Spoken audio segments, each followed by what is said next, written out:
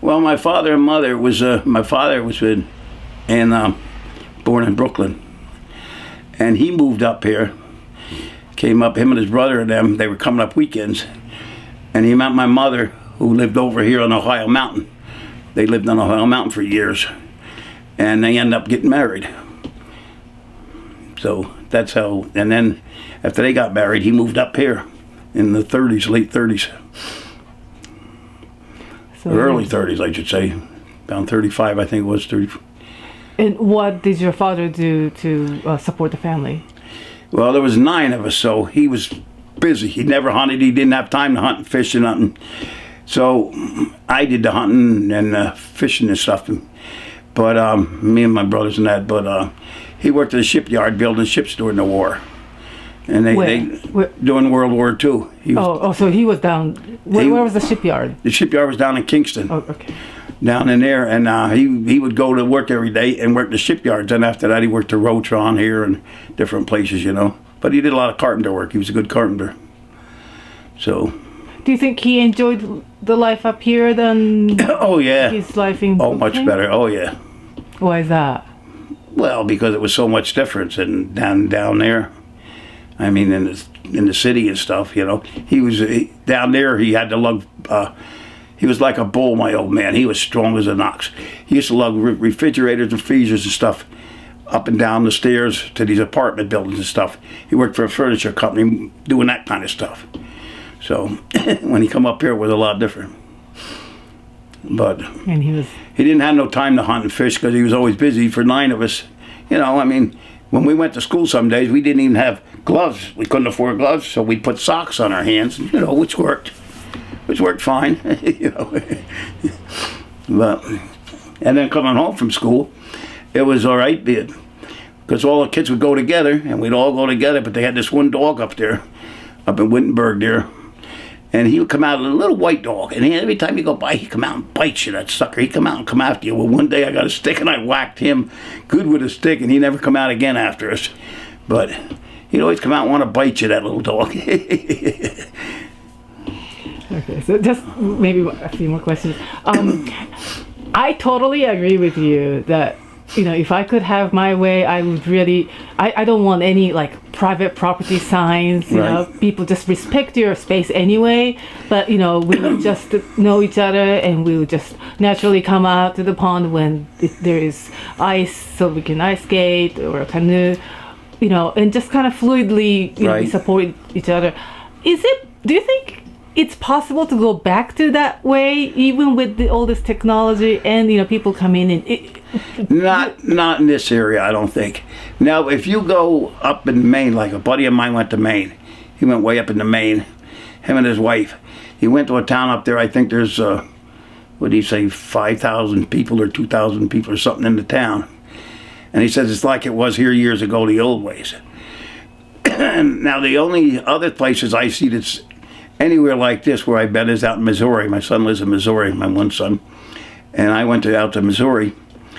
And a lot of that's back. Not as much as it was, but I mean, it's not as strict as it was as the laws are here.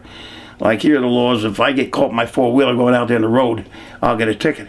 Well, out there, we're out there and he says, let's go riding. So we go riding down the road. And we just stopped and got a 6-pack of beer. We said, we'll go up along the train tracks and we'll have a beer and this and that, And we're driving the 4-wheelers, and the trooper got us, pulled me over. He took off. So the trooper says, he said, you know what you're doing wrong? I said, well, probably I got the 6-pack. He said, no. He said, you just crossed the state highway. He says, we got tunnels going underneath for you guys. I said, well, I didn't realize it, So he said, we got tunnels going underneath, and I don't want to see you get hit. He said, you're not from around here, are you? I said, no, from New York. He said, well, I can see that, he says. And another thing, he says, see that 6-pack of beer you got? I said, yeah. He said, you should put it in the cooler. He said, who likes a warm beer? He said, next time, put it in the cooler, he says. And he said, I'll see you, take it easy. And, around here, we've got hung for it. I mean, it's an entirely different thing. I mean, we were wrong doing that, but, it's just a different way of life. Out there, you can go out in your yard. If you want to burn leash, you can burn leash. You can do this or that. The neighbors all get along out there in this road where he lives. All the neighbors up and down the road, everybody. You help one another out, and it's a lot backwards out there. It's like I'd say 25 years back from what it is here today. This has gotten too populated. It's too overpopulated anymore. And if you want that, you got to go further north. It's in these little towns like up in Maine and up in them places. But it's still there, that kind of life. And out west in some of them towns, Montana, up in the mountains and stuff, you still got it. Where everybody knows everybody in the same way of life.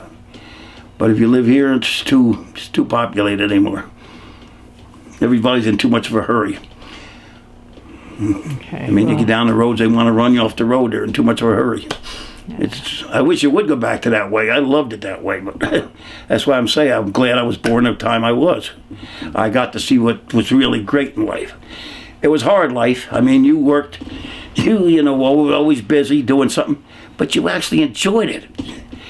Our family would get together every Thanksgiving. The whole family, even though my sisters got out and got married, and my brothers got married, and everything, our whole family would get together every year for Thanksgiving. Now, the same year my sister, down here, the oldest sister that just passed away, she kept our family together. She would have every year a family get-together for Thanksgiving or before that, and get the whole family together. And then she still gets her whole family. They live in North Carolina, Virginia. They come up there all the time to see him and everything.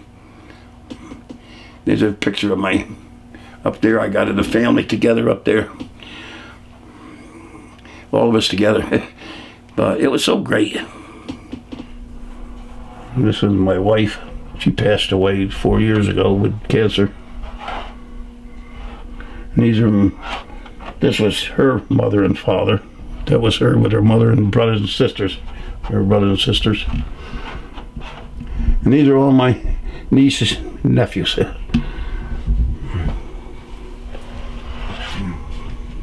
the grandchildren. This is when they had hogs and were butchering the hogs. Here's my father there. But this is my daughter when she got married.